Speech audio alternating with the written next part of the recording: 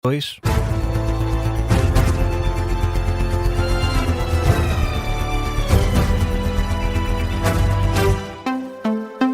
As notícias na Rádio Observador com o Miguel Cordeiro. Donald Trump anunciou esta madrugada a mais ousada missão de resgate da história dos Estados Unidos.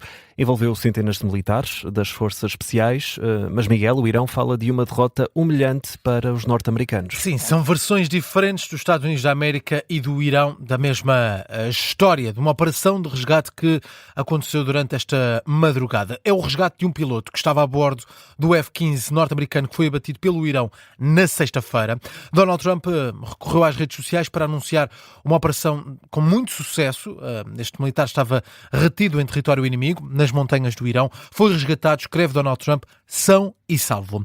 O New York Times também escreve sobre este assunto e acrescenta alguns detalhes. Acrescenta, por exemplo, que o piloto foi transportado para o Kuwait e que é aí que vai receber tratamento médico. O resgate só aconteceu depois de um tiroteio entre as forças norte-americanas e as forças do Irão.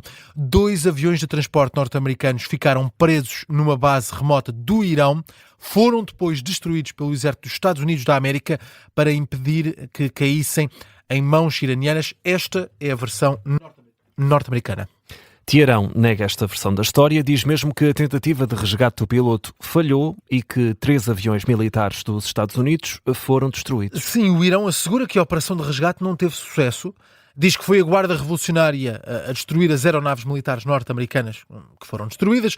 Um governador local conta também à agência de notícias Tasnim que pelo menos 5 pessoas morreram na operação desta madrugada e, em comunicado, a Guarda Revolucionária do Irão descreve o incidente como uma nova derrota humilhante para os Estados Unidos da América. O especialista em defesa Rui Vilar acredita na versão dos Estados Unidos da América, fala na operação que aconteceu desta madrugada como uma demonstração do poder norte-americano. Esteve esta manhã no programa Gabinete de Guerra e diz Rui Vilar que a operação dos Estados Unidos prova que o espaço aéreo iraniano é controlado pelo exército norte-americano. Esta missão é uma missão, de facto, de uma demonstração de força, mais uma vez americana, muito grande. Mas não nos podemos esquecer que estamos a falar de pilotos altamente treinados para este tipo de cenários.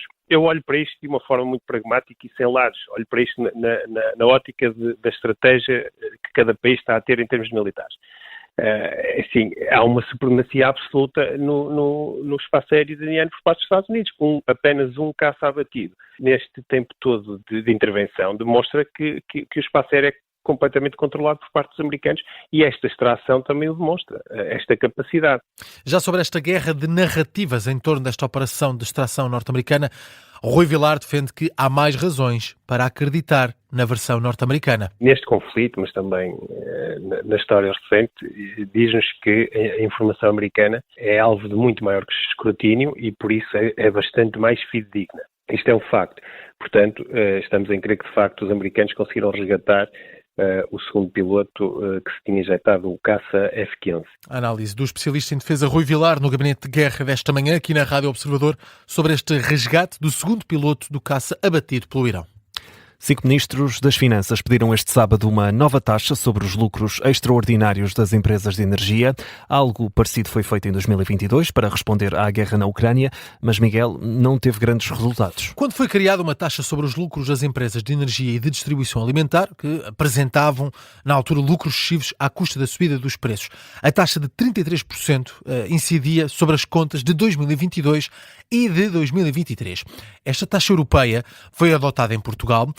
O governo de António Costa chamou-lhe contribuição de solidariedade temporária.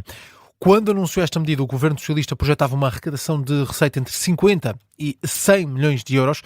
Embora não seja conhecido o valor concreto arrecadado no setor de energia devido a esta taxa, o encaixe para o Estado foi pouco significativo. Na verdade, ao que o Observador apurou, esta taxa só chegou a ser aplicada a uma empresa, a Galp. No setor da distribuição, em 2 anos, foram arrecadados apenas 8 milhões de euros.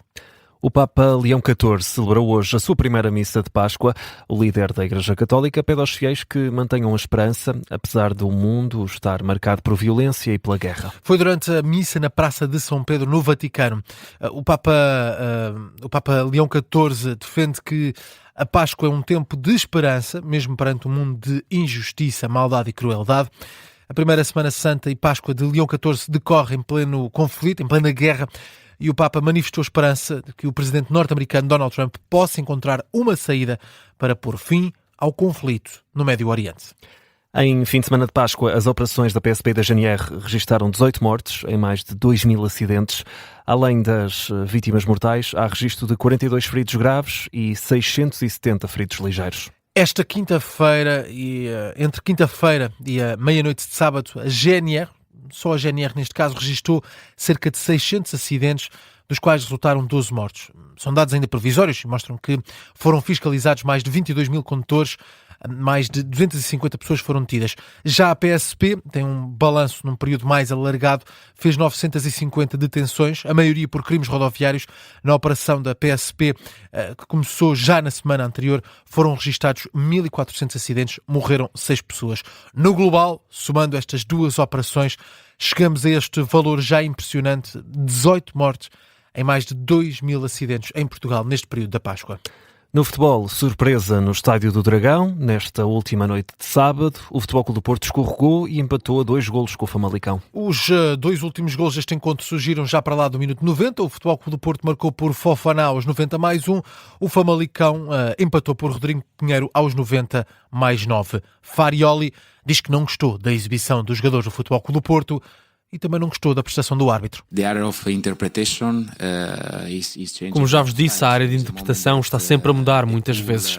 Há um momento em que o puxão é suficiente e na semana seguinte já não é suficiente. Mas o maior problema é a direção que esta decisão toma. Eu já vos disse, e até podem tirar daqui um bom título, a zona cinzenta tem estado a tornar-se verde. Aliás, é verde desde o início da época. Farioli queixa-se de um possível penalti a favor dos Dragões que não foi assinalado. Pedro Henriques, ex-árbitro internacional e comentador da Rádio Observador, não dá razão a Francesco Farioli. Diz que esse penalti de que se queixa Farioli não existe, uma falta neste caso sobre Denis Gul, e diz sim, Pedro Henriques, que o Famalicão foi prejudicado pela arbitragem. Explica que antes do lance que é apontado por Farioli, há uma falta idêntica de Alberto Costa que, nesse caso, poderia ser assinalada a favor do Famalicão, e fora esses 2 lances, há um penalti e um vermelho que ficou por mostrar ainda na primeira parte, que em situações que seria o Famalicão a sair beneficiado. O Zaidu, ao saltar para interceptar e cabecear a bola, acaba por levantar o braço direito e movimenta o seu braço, mais concretamente a zona do cotovelo, na direção da cabeça, vamos chamar aqui parte de trás da cabeça, na zona da nuca do Gustavo Sá. E fica claramente um pontapé de penalti por assinalar, porque é uma entrada negligente na maneira como aborda, e depois amarelo ou vermelho, conforme, se for excessiva, cartão vermelho. Quando a entrada é só negligente, este só entre aspas, é punido com cartão amarelo. Ora, claramente penalti, claramente cartão amarelo por esta entrada negligente usando o braço, e neste caso concreto o cotovelo, acertando em cheio na nuca, com um movimento que é deliberado e no sentido dessa mesma nuca, e portanto faltou aqui a intervenção do VAR. A análise de Pedro Henriques na edição do Sem Falta de Análise à Arbitragem deste Futebol Clube do Porto Famalicão. São 11h10, Miguel, já a seguir Português Suave, mas antes, outras notícias em destaque. Em Itália já se está a limitar o abastecimento em 4 aeroportos devido à falta de combustível. Afeta, por exemplo, aeroportos de Bolonha, Milão e Veneza, aeroportos que têm ligação a Portugal. É um racionamento no reabastecimento de aviões, vai manter-se em vigor até quinta-feira desta semana. A Agência Espacial Europeia e a Academia Chinesa de Ciências vão lançar no dia 9 de abril uma missão espacial para examinar a forma como a região magnética à volta da Terra protege o planeta da radiação solar. O objetivo é colocar a nave espacial a mais de 120 mil quilómetros de altura acima do Polo Norte. Para fechar, mais uma recomendação musical para este domingo de Páscoa, e é pensar nos fãs de YouTube.